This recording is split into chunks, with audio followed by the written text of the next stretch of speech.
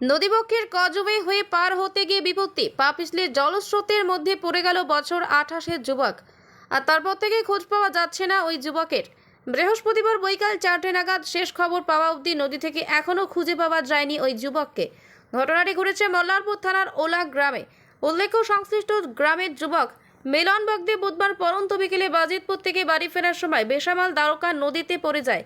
বিষয়টি নজরে পড়তে স্থানীয়রা খোঁজাখুঁজি শুরু করে, কিন্তু তাতেও উদ্ধার করা সম্ভব হয়নি। এরপরই খবর যায় মল্লারপুর থানায়। যদিও রাত পর্যন্ত খোঁজ না মেলায় বৃহস্পতিবার 7 সকালে ঘটনাস্থলে পৌঁছে যায় বিপর্যয় মোকাবিলা বাহিনী। ফের নদীর জলে শুরু হয় তল্লাশি। যদিও শেষ খবর পাওয়া পর্যন্ত খোঁজ মেলেনি ওই যুবকের, এমনটাই জানা গিয়েছে মল্লারপুর পুলিশ সূত্রে।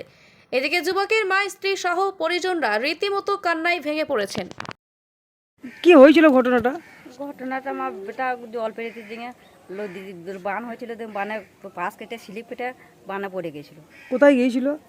ও বাইতপুর গিয়েছিল। বাজিতপুর।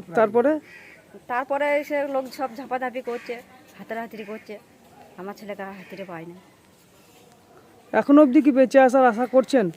আমার বলছি কোথাও যদি বেঁচে আছে, শরবত তারপর ঘাস মাছ যদি ধরে আছে, তাহলে ছেলে আমার ছেলে ঘর আসবে।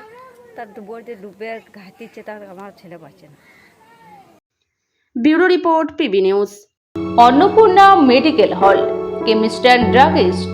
এখানে সকল প্রকার ওষুধ পাওয়া যায়। নবাবহাট মোড়, পূর্ব বর্ধমান।